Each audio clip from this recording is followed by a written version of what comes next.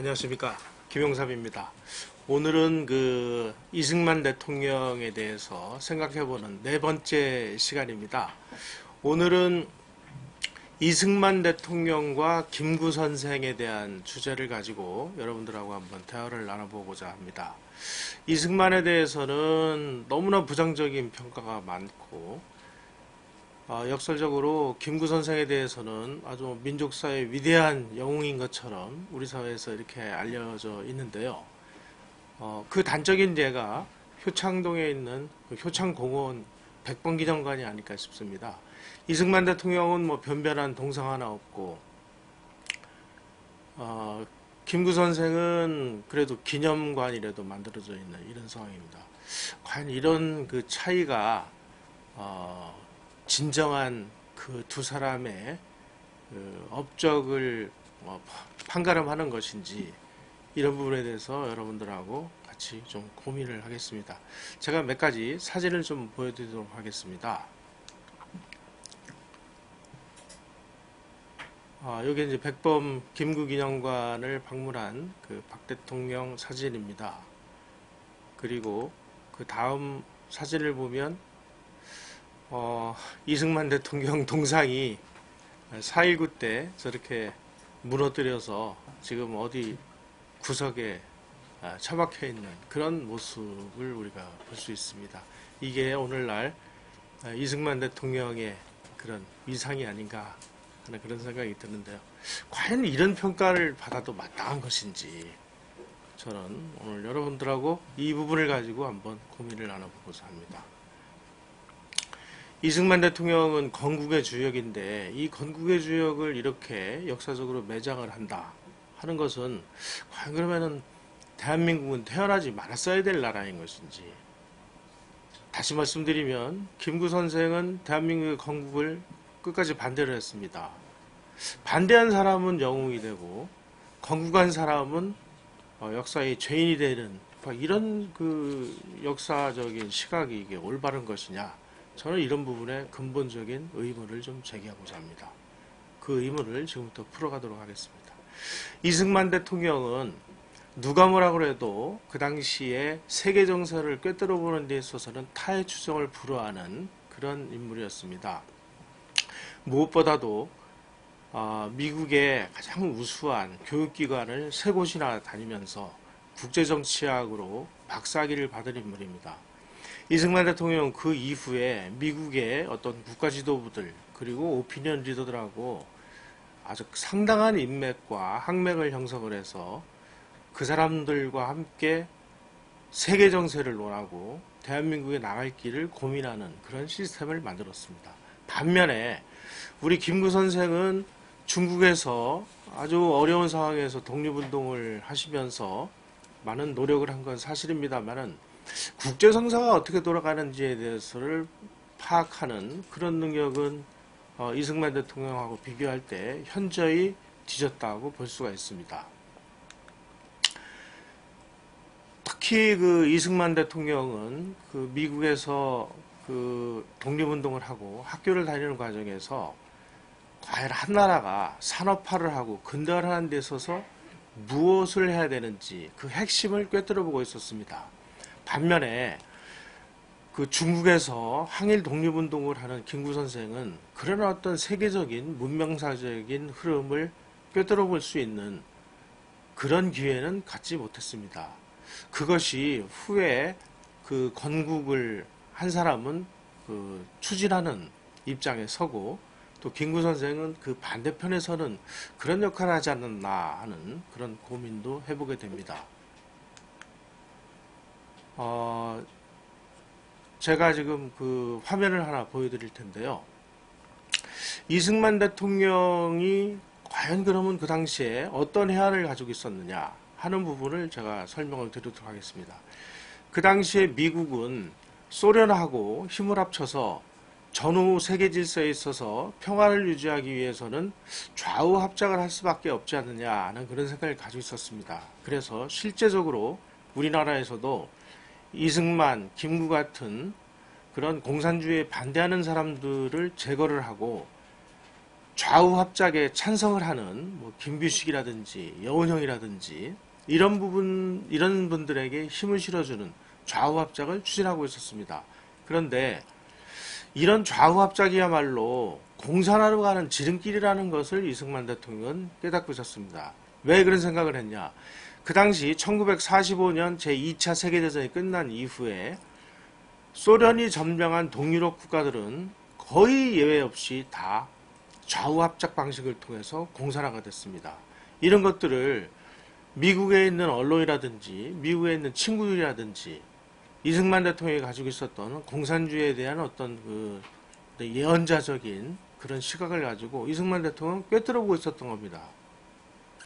그런데 미 군정 당국은 그런 것보다는 뭐 어쨌든 좌우 합작을 통해서 그 연립정부를 구성하고 미국은 철수를 하는 그런 계획을 가지고 있었습니다. 따라서 이승만 대통령과 미 군정 당국은 상당한 여러 가지 면에서 그 서로 다른 견해를 가지고 있었습니다. 그래서 이대로는 도저히 안 되겠다 싶어서 이승만 대통령이 할 수 없이 그 미국을 가게 되는데요. 1946년 12월에 미국에 가서 미국 조야에 있는 여러 사람들을 만나보고 한국이 어떤 방향으로 나가야 될 것인지를 건의를 하게 됩니다. 그 건의 내용에 굉장히 중요한 6개 항목이 있습니다. 첫째, 남한의 과도정부를 수립을 해서 한국의 두 지역이 통일될 때까지 활동을 하고 그 이후에 총선거를 실시해야 된다. 둘째, 과도정부는 국제연합에 가입을 해야 된다. 셋째, 대일 청구권 문제를 조속 해결해서 한국이 경제적으로 자립을 해야 된다. 넷째, 통상권을 한국에 부여를 해야 된다. 다섯째, 한국의 화폐를 국제환전에 따라서 안정시키고 제도화해야 된다. 여섯째, 양국 군대를 동시 철수할 때까지 미군은 남한에 살려야 된다. 이 6가지 항목 중에서 과도정부를 수립하고 국제연합에 가입을 해야 된다 하는 이 문제가 결국 1948년 8월 15일 날 대한민국의 건국으로 이어지게 됩니다. 이미 이승만 대통령은 1946년 12월에 이런 생각들을 가지고 미국 조야에 있는 사람들을 설득을 해서 한국이 나아갈 방향을 정하는 그런 역할을 했었습니다. 그 와중에 이승만 대통령이 미국에서 이런 과도정부를 수립하고 유엔으로 가야 된다라는 그 활동을 할 바로 그 무렵에 미국의 세계 전략이 거대하게 변화를 하기 시작을 합니다. 그때까지만 해도 소련과 어떻게 하든지 합의를 해서 소련과 합의에 의한 평화를 유지하려고 했던 미국 정부가 소련이 뭐 더 이상 용인할 수 없는 공산주의의 팽창 전략을 시도를 했습니다. 그래서 그리스와 터키를 공산화하려고 하는 이런 움직임을 보이자 미국은 그동안에 소련과의 우호적인 관계를 청산을 하고 트루먼 독트린을 통해서 미국 정부가 봉쇄 정책을 선택하게 됩니다. 결국 이런 것들을 미국 현장에서 바라본 이승만 대통령은 한국에 나갈 바는 바로 이것이다. 그래서 남한 단독정부 수립이라는 그런 원대한 목표를 가지고 귀국을 해서 활동을 하기 시작을 했습니다. 반면에 김구의 경우는 그 당시에 어떤 활동들을 했을까요? 화면들을 한번 보시죠. 김구와 김규식 이 분은 1948년 1월 중순까지만 해도 이승만 대통령이 주장을 한 유엔 감시하에 총선에 적극 찬성을 했습니다. 그런데 갑자기 한 달도 안 돼서 1948년 2월 10일 날 아주 유명한 선언을 하게 됩니다. 통일조국을 건설하려다가 38선을 베고 쓰러질지언정 나는 일신의 구차한 안위를 위해서 단독정부를 수립하는 것을 협력하지 않겠다 이렇게 선언합니다.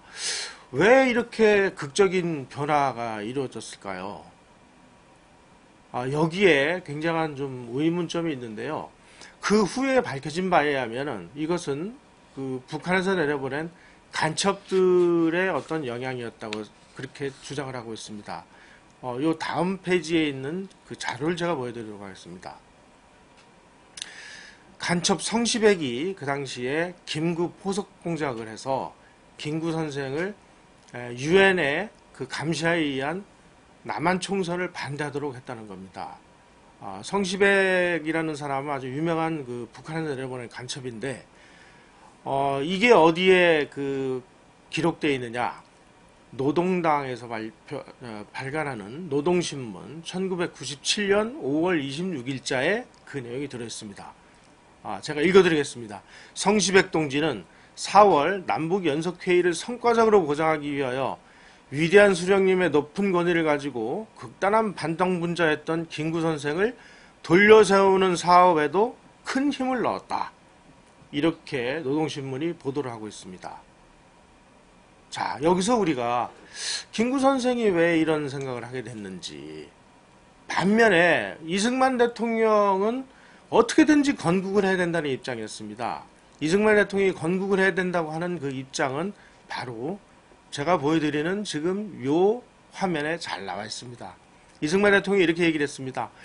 우리가 독립운동을 한다고 40년 동안을 국제회의 때마다 애걸하고 다녔는데 우리 말 좀 들어보십시오. 우리 조선을 독립을 해주십시오.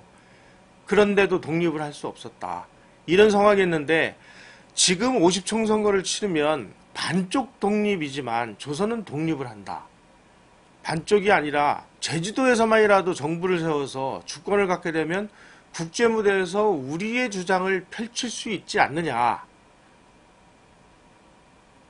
그런데 이 권리를 통일이라는 꿈을 위해서 과연 포기하고 평양 가서 무슨 남북회담을 한다고 뭔가 통일정부가 구성이 되겠느냐. 이런 성명을 발표를 하게 됩니다.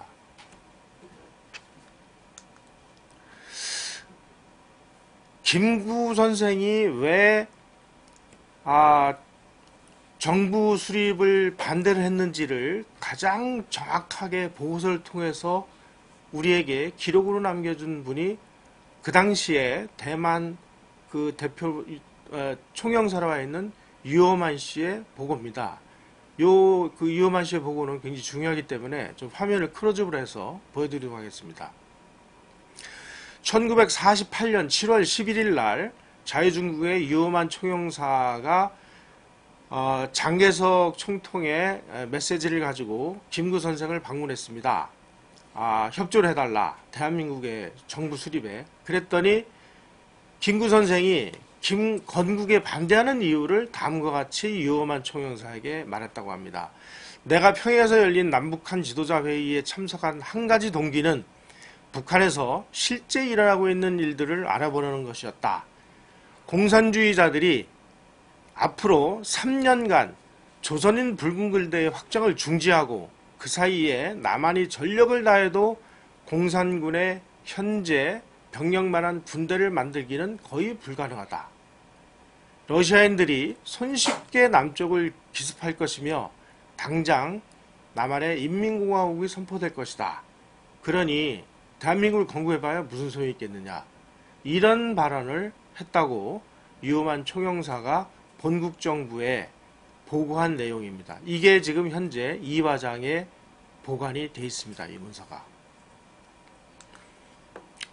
자, 그렇다면 그 당시에 어떻게 하든지 북한하고 협상을 해서 통일정부를 수립하겠다고 그렇게 꿈같은 얘기를 한 김구 선생의 판단이 옳았는지, 아니면 남쪽만 해도 정부를 우선 세워서 우리의 독립을 추구하고 그 이후에 통일정부를 수립하는 쪽으로 나가자라고 한 이승만의 판단이 옳았을까요?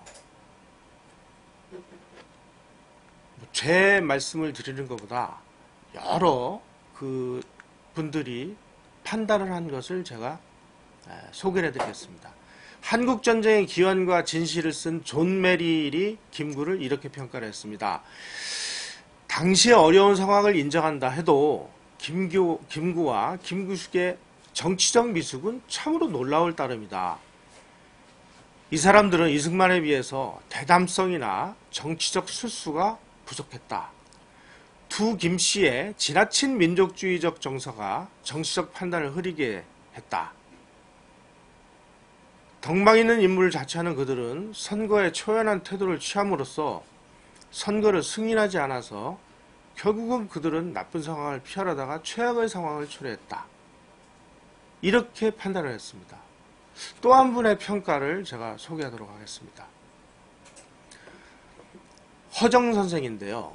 허정 선생이 내일을 위한 증언이라는 그런 그 회고록에서 이승만 대통령과 김구 선생이 해방공간에서 어떤 그 분이었는지, 그리고 그 두 분이 추구했던 그 서로 다른 반대의 길이 본인이 보기에는 어떤 평가를 받아왔다는지를 남긴 글이 있습니다. 제가 그 부분을 소개를 하겠습니다. 허정 선생은 이렇게 말씀했습니다. 통일정부 수립 방법이 없었던 것은 아니다. 자유민주주의 신봉자들이 백기를 들고 공산주의자들에게 항복을 했다면, 항서를 썼다면 적화통일이 가능했을 것이다. 자, 민주진영과 공산당의 연립정부 수립이 최선의 길처럼 생각될 수도 있었다. 그런데 이 방식은 시기에 늦고 빠름은 있어도 절대적으로 공산화가 된다는 결말에 이르게 된다는 것은 2차 대전 이후에 동구 여러 나라들이 보여준 역사적인 교훈이다. 그런데 바로 이것이 백범이 추구하던 노선이었다. 이겁니다. 자, 그러면 이제 우리가 좀 정리를 한번 해보도록 하겠습니다. 이승만과 김구, 한 분은 대한민국 건국을 위해서 자기의 모든 것을 희생하고 바쳤고, 한 분은 어떻게 하든지 북한과의 어떤 협상이라든지 이런 걸 통해서 통일정부를 수립해 보려고 노력했던 이 두 분의 노선. 그러나 불행하게도 그 시대에 이미 전 세계적인 냉전이 진행되고 있었습니다. 냉전의 한 축에 서 있던 남한과 북한은 결코 독립정부 그리고 통일정부를 수립할 수 있는 그런 국제적 환경은 아니었습니다. 그런 아닌 상황에서 뭔가 통일을 해보겠다고 하는 것은 그야말로 현실이 없는 비현실적인 그런 사고방식이었습니다. 이승만 대통령은 지극한 현실주의자였습니다.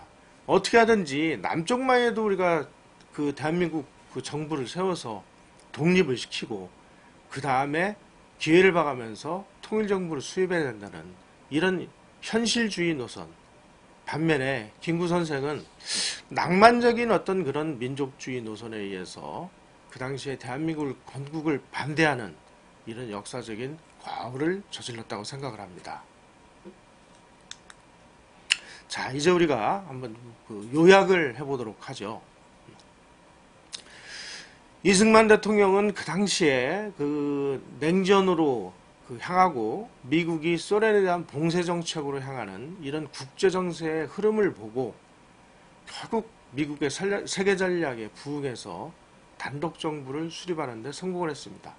그리고 그 단독 정부를 유엔의 승인을 받아서 한반도의 유일한 합법 정부를 만드는 데 성공을 했습니다.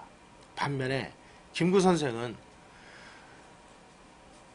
중국에서 정말 풍찬노숙을 하면서 독립운동을 하는 그 부분에 대해서는 정말 지극히 훌륭하신 일을 했습니다만은 국제정세에 대한 흐름에 대한 안목이 부족해서 결국 국제정세의 흐름을 거스르고 뭔가 공산당하고 합작을 해서 통일정부를 이루고자 하는 그런 비현실적인 생각을 가지고 있었습니다. 따라서 민주진영과 공산진영 연립정부 수립 방식의 통일은 필연적으로 공산화가 될 수밖에 없었다는 그 당시에 이 냉엄한 현실로 볼 때 이승만 대통령의 그런 대한민국 건국이야말로 정말 평가받아 마땅하다. 저는 이렇게 생각을 합니다. 김구 선생의 그런 훌륭하신 생각도 그 당시 상황에서 일리가 없는 바는 아니었습니다만은 그야말로 전 세계적인 전략이 냉전으로 가고 공산주의를 봉쇄하는 전략으로 하는 그 상황에서 과연 국제의 흐름을 우리가 거스르면서 통일정부를 수립할 수 있었겠느냐 하는 부분에 대해서는 아마 많은 전문가들이 불가능했다 이렇게 얘기를 합니다.